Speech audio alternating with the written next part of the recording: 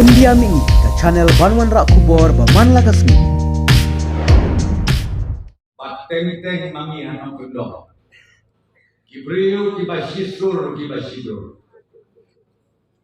Ngingop hakibakum kita. Kijajing pensuhu bapak. Ngana kata tahu kumamau mak sablin ngaya roh ikipait ba jongan nanti berselah konsensus.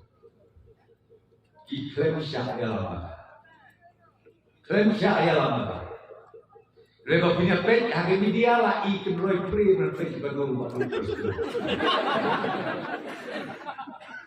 Nah baru pulang abalai hujat abalai pusket. Dan raya kapatu ngatampur. Balai nama bagi beliau kini besar. Haba mentah samstem ubadeng samlin walale ya kakam. Tang badang bun kikam kibaun hak bandang ya. Bandang penjana isu. Kenau kino bisni kibabun pak. Kino bisni pitir kibabun na nabar sersi. Kila uno nabar sersi. Kila keren lai hujat lai buskit kumaong basamlin di kebakin mana. Ban pensodu bagla hana ba kita kiruniam kita kena kita kampalang anam don porsu paduai bayo aja babang pakai. Hangrei ya atu ka kentin ka bau keren full. Nah le kerja. Mudon besar.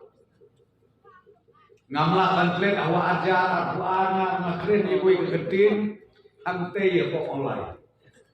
Ngongi ki kandidat teng-teng isu penbek yang dibeli di bawah abang om kumta kajimut jangan kalau kum kajingikai ku ki bawah nom terbu wat jusya penbek rumah di mahadu ki obo prestu penbek man kesasne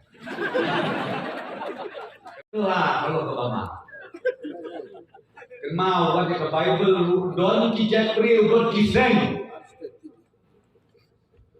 lah don sawan hakawa sidkhon kipom lai tili kalai kipumi tang silai undon joksu bukan tak don katakan ini kijak kane kalak jiam tak kane kalak jiam tega bangamut ban ong yapi ka kubur ka pasai kana ilamat hagari general election hadu ka arbunyo kerik jong nai wa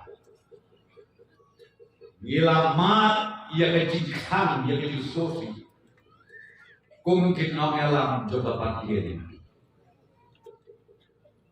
rengan ya tu ya pi da kajing aibor utei benijrong da kajing alam utei benijrong iyo penban arbun reusi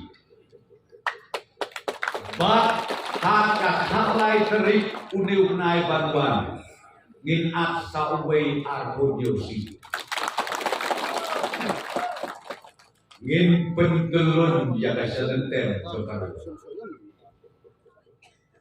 pia inen bebentak itu kibasaya lambanglah kilas dam ban bebekela pipenya di sosial media lasdang ban bebekela ni ko bekerna ije jute bangun ban bit ban biang lej hayi khang tala teram ya hayi